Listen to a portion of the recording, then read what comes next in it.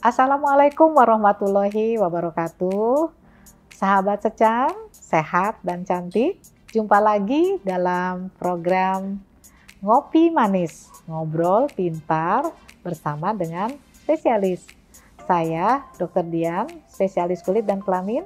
Pada kesempatan kali ini bersama dengan dokter muda Fuad Farisi. Apa kabar Mas Fuad? Baik ya, alhamdulillah. Dan topik kita kali ini adalah tentang melasma atau flek hitam pada wajah. Dan sebelum kita ngobrol nih Mas Fuad, kita ngopi manis dulu. Silakan. Terima kasih.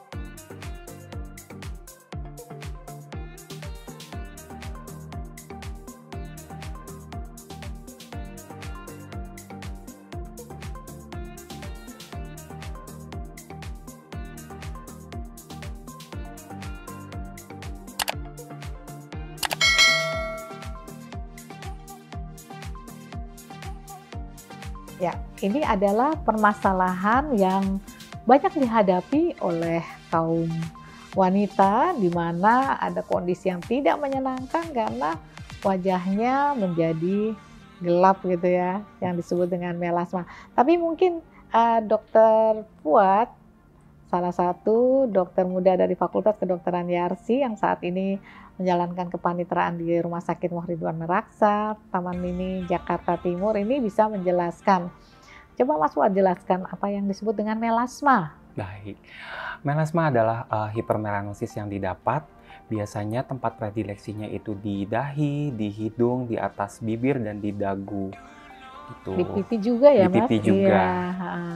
Jadi itu adalah kondisi di mana tiba-tiba orang bilang timbul flek gitu ya di wajah. Nah ini memang tidak menyenangkan sekali. Itu adalah melasma sebenarnya ya. Mas Fuad, melasma ini terjadinya karena apa sih? Baik, jadi ada beberapa faktor predisposisi dari melasma. Yang pertama adalah pajanan sinar matahari, yang kedua adalah obat-obatan, yang ketiga adalah gen atau ras, yang keempat adanya inflamasi. Begitu. Iya.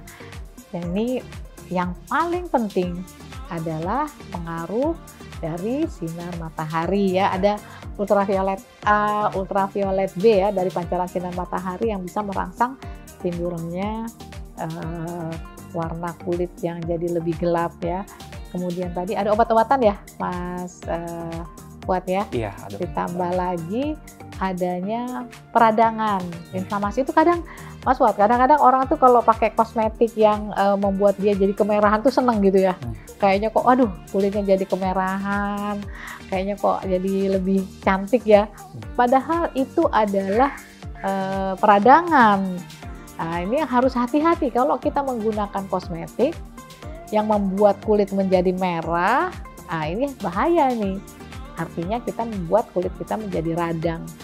Peradangan pasti akan menimbulkan hiperpigmentasi atau pigmen yang menjadi lebih banyak.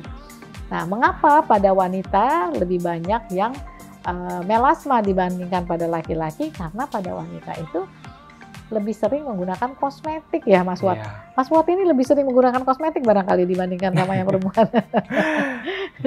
Nah, itu kan bisa menyebabkan terjadinya melasma apabila kosmetiknya menyebabkan radang ya. Di samping itu juga ada obat-obatan. Di samping itu juga ada pengaruh dari kita harus memberikan antioksidan karena adanya radikal bebas ya. Iya, radikal gitu. Bebas. Nah sekarang Mas Fuad, jadi kita sudah tahu penyebabnya ternyata tadi faktor-faktor yang menyebabkan radang. Nah itu bisa menyebabkan terjadinya melasma. Nah sekarang dari yang sudah Mas Fuad catat ya, ditulis itu, kenapa bisa terjadi prosesnya ya, terjadi melasma? Kenapa kok sinar matahari bisa menyebabkan melasma? Kenapa kok obat-obatan jadi melasma gitu? Prosesnya itu bagaimana, Mas Fuad? Baik, jadi pada prosesnya misalnya ada terkena pajanan sinar matahari. Nah, sinar matahari itu menyebabkan timbulnya radikal bebas. Radikal bebas ini menyebabkan rusaknya dari sawar lipid. Nah, lipid itu merupakan adalah skin barrier dari kulit. Nah, ketika sudah rusaknya lipid, maka terbentuknya melanosit itu menyebabkan terstimulasinya memproduksi melanin secara berlebihan. Iya, Ya, jadi gini sahabat Cecam. Nah, tadi sinar matahari, peradangan, radikal bebas. Ya, radikal bebas itu adalah hasil sisa oksidasi ya, pembakaran. Nah, ini bisa menyebabkan terangsangnya melanosit. Jadi melanosit ini adalah sel yang memproduksi melanin atau memproduksi pigmen pada kulit. Nah, pada saat hormon melanosit stimulating hormone atau MSH ini terangsang, maka sel melanosit ini jadi aktif, seperti dirangsang untuk membuat pigmen. Jadi ini fasenya namanya fase stimulasi perangsangan. Nah, kemudian fase kedua nih, Mas Fuad, itu fase aktivasi. Fase aktivasi di mana kita tahu di dalam melanosit ini kan rumah besarnya itu melanosit, yaitu sel pembentuk pigmen yang ada di bagian bawah dari lapisan kulit ari atau epidermis. Nah, sel melanosit ini di dalamnya ada suatu kelompok yang disebut dengan melanosom ya. Melanosom ini akan memproduksi melanin, Mas. Nah, ini fase aktivasi. Dia akan memproduksi melanin di melanosomnya ya. Caranya bagaimana? Tadi sudah terangsang, begitu ada sinar matahari, maka akan mengubah ini aktif nih, hormon tirosinasenya jadi aktif. Yang tadinya tirosin, ini kan asam amino ya. Tirosin dengan adanya tirosinase nanti menjadi dopa. Dopa dengan adanya enzim tirosinase menjadi dopakinon. Ya, dopakinon. Dopakinon ini nanti terbagi dua, Mas Fuad. Ada yang ke arah eumelanin itu warna gelap, ada yang ke arah pheomelanin atau warnanya terang. Jadi dopakinon bisa menjadi eumelanin, bisa menjadi pheomelanin. Kalau dia jadi pheomelanin kulitnya terang nih kayak Mas Fuad. Tapi kalau eumelanin yang dominan jadi kayak saya, jadinya warnanya kulitnya jadi gelap ya. Nah, sekarang kenapa sih kok bisa jadi ada yang eumelanin ya, yang kayak saya jadi gelap, ada yang jadi pheomelanin, yang kalau ditampilkan kulitnya jadinya lebih terang. Karena ada asam amino tertentu. Jadi kalau asam amino di kulitnya itu adalah asam amino yang bentuknya levo, L, kan kalau asam amino itu ada yang levo, ada yang dextro. Kalau yang L itu nanti dia arahnya ke pheomelanin, jadi terang. Nah, mungkin nih Mas Fuad dia banyakan pheomelanin, banyak asam amino yang levo. Ke saya banyak yang dextro gitu ya. Nah, asam amino yang berbentuk levo itu misalnya lisin, leusin, isoleusin, glisin itu banyak terdapat di susu kedelai, Mas Fuad. Jadi kalau ibu-ibu hamil banyak minum susu kedelai, ini kulitnya jadi bersih. Mungkin seperti Mas Fuad ini mamanya suka minum susu kedelai ini, jadi warna kulitnya jadi cerah ya.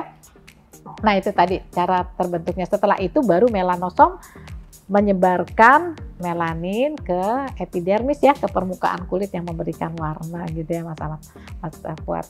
Nah, ini kan misalnya sudah terjadi melasma, pasti kan orang sedih lah, orang tadinya cantik gitu, atau jadi gelap gitu kan, aduh pasti sedih, ingin segera bebas dari flek hitam. Bagaimana cara mengatasinya nih, Mas Fuad? Baik, untuk pengobatan dari melasma ada dibagi menjadi pengobatan topikal, ada pengobatan sistemik, dan adanya tindakan khusus. Baik, untuk pengobatan topikal bisa diberikan krim hidrokinon hidrokinon ya, ya, Mas? hidrokinon sebesar 2% sampai 5%. Itu, dan sebaiknya ketika menggunakan krim hidrokinon itu pada malam hari dan Kenapa malam hari? Karena krim hidrokinon ini menyebabkan adanya penipisan kulit dan menyebabkan adanya peradangan. Iya, sensitif ya. Kalau dia kena panas matahari itu dia sensitif ya. Iya. Oke, jadi harus pakainya udah nggak ada matahari gitu ya. Ya, dan juga diperlukannya pada siang hari, tetap memerlukan tabir surya, pemakaian tabir surya. Tabir surya itu bisa berupa krim, bisa juga berupa bahan-bahan yang pelindung ya, bisa melindungi ya kan, Mas? Jadi boleh menggunakan krim, bisa juga menggunakan pelindung seperti topi, payung, jaket gitu ya. Nah itu bisa mengakibatkan kacamata. Nah ini juga termasuk tabir surya. Jadi supaya kita mendapatkan kulit yang sehat, sebetulnya kita bukan malah justru berjemur ya, tapi kita justru berlindung di balik pelindung-pelindung tadi ya. Ya itu. Kemudian juga ini adalah merupakan salah satu pencegahan ya. Iya, pencegahan. Jangan sampai terjadi melasma. Jadi dari awal sebaiknya sahabat Secan tidak bermandi sinar matahari berlebihan.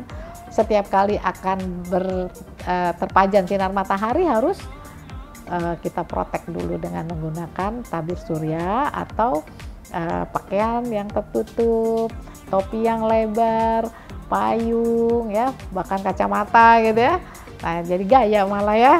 Tapi kan aman ya, terhindar dari melasma. Karena begitu sudah jadi melasma pasti akan lebih berat. Apalagi tadi terapinya selain itu? Ada lagi pada topikal asam retinoid juga bisa, dan juga pada pengobatan sistemik seperti glutathione yang banyak mengandung, biasanya kalau krim-krim pelembab ada juga yang mengandung glutathione, dan juga adanya vitamin C.